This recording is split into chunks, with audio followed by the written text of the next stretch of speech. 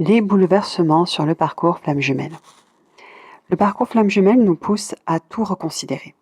Les relations que l'on a, le travail, l'environnement dans lequel on vit, et financièrement même on peut vivre des grandes pertes monétaires.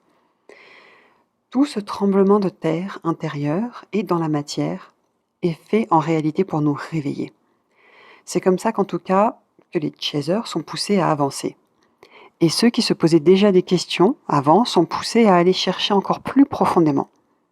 La clé, c'est de laisser de côté le mental et être dans la foi et le moment présent. D'ailleurs, à la fin de la vidéo, je vous donne une astuce à pratiquer tous les jours pour vous y aider. Vous faites l'expérience, en fait, de l'incertitude. L'expérience du je ne sais pas. L'expérience de la solitude aussi.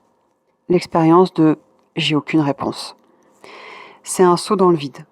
On est d'abord poussé à lâcher prise vis-à-vis de certaines situations, que ce soit dans l'énergie, émotionnellement, et puis dans la matière. C'est en coupant le mental et l'ego qu'on peut se connecter à son âme. Sans doute, vous le savez déjà.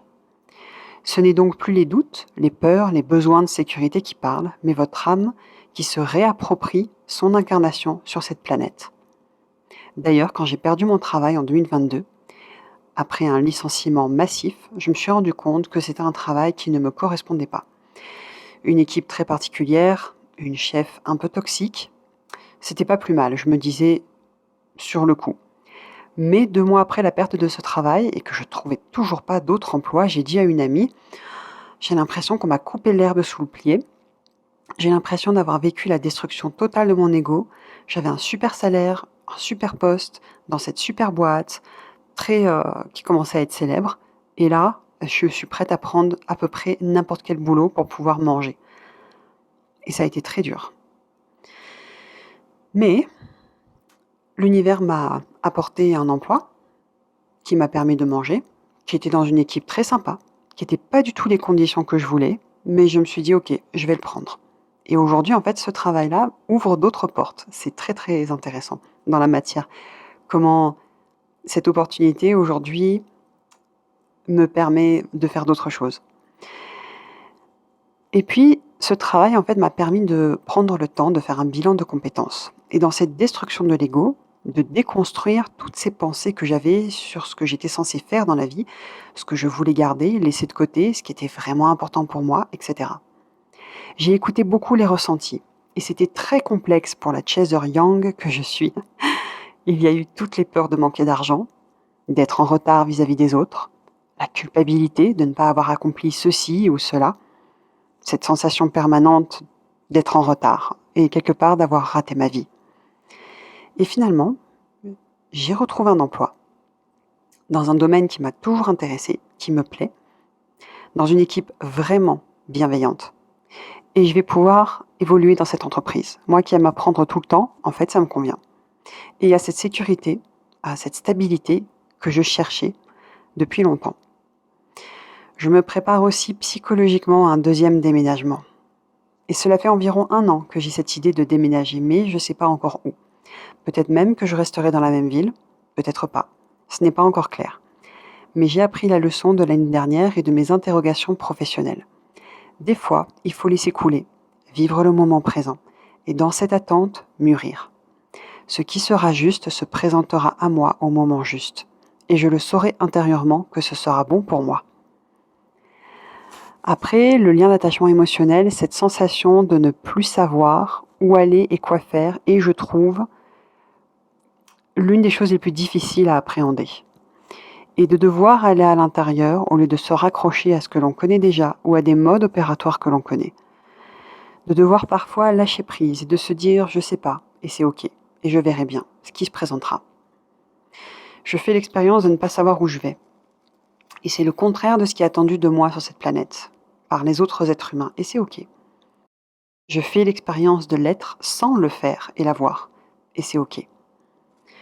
Dans ces bouleversements, dans la matière, il est donc une voie. On est guidé vers des résonances énergétiques, un lieu où l'on a vécu dans une vie antérieure, une énergie dont on a besoin, une rencontre qui va tout changer, un besoin intérieur. Ne cherchez donc pas avec la logique. Le mental ne fait plus partie du mode de fonctionnement pour les flammes jumelles. Mais il y a pour chacun de nous un lieu qui nous attend et c'est à nous de le trouver sans forcément avoir de signes. Idem pour les situations professionnelles. Et oui, je sais, mais les signes nous rendraient la tâche bien trop facile. Or, comme je disais à une amie, ici, sur cette planète, c'est l'université. On est là pour apprendre. Donc, on doit même apprendre à gérer le fait d'être perdu dans tous ces tremblements et tous ces changements, ces bouleversements. Et on doit apprendre à tracer notre propre chemin, à faire des choix plus conscients. Un chemin qui ne ressemble à aucun autre, un chemin qui nous ressemble à nous permet d'être davantage nous-mêmes et inspirera les autres à faire de même, à aller chercher à l'intérieur. Si vous avez l'impression de ne rien trouver, que ce soit un boulot ou un logement, ne paniquez pas. C'est que vous n'avez pas encore trouvé l'endroit. C'est que vous n'avez pas encore trouvé le bon boulot qui vous correspondra. Attachez-vous donc au ressenti, à l'émotion. Laissez-vous guider par cela. Il va y avoir une opportunité qui va se démarquer des autres. Quand votre corps et votre âme se sentent apaisés, déjà, c'est un signe. La joie est aussi un autre signe. Mais une joie qui vient de l'extérieur, pas une joie qui est comme de l'excitation. Faites bien attention à faire la différence. Pour être à l'écoute, restez dans le moment présent avec cette seule question. Aujourd'hui et maintenant, qu'est-ce que je peux faire qui va faire du sens et être une contribution? Je vous répète cette question que vous pouvez vous poser pour justement être à l'écoute. Aujourd'hui et maintenant, qu'est-ce que je peux faire qui va faire du sens et être une contribution? Voilà une pratique qui va vous aider à vous recentrer et vous aligner sur votre mission de vie au fur et à mesure. Et quand vous avez une idée, allez-y. Vous voyez, là hier, j'ai passé la journée à écrire sur un projet d'organisation non gouvernementale qui fait le lien avec mon travail actuel. Et cela m'a apporté beaucoup de joie. À la fin de la journée, j'ai eu le ressenti que ce projet va être une énorme contribution, mais qu'il demandera 2 ans environ pour vraiment prendre son essor. Encore une fois, un ressenti. Beaucoup de joie aussi en écrivant ces différents ateliers que je voudrais organiser. Et parce que j'écoute ce ressenti, j'ai été capable de mettre de côté, hier soir, apaisé, sans être dans la projection, outil typique de l'ego pour garder le contrôle de la situation. Parce qu'alors, il y a trop de questions qui arrivent. Et ce boulot que j'ai actuellement, est-ce que je vais rester dedans? Pourquoi je changerai? C'est quand même bien. Dis donc, ça me stresse en fait. Si jamais je me fais virer du jour au lendemain, est-ce que je pourrais démarrer ce projet d'organisation non gouvernementale? Des questions inutiles pour le moment. Alors vous voyez, action et intuition, ce sont vos 2 armes en tant que flamme jumelle que vous pouvez utiliser pour aborder ces changements dans la matière.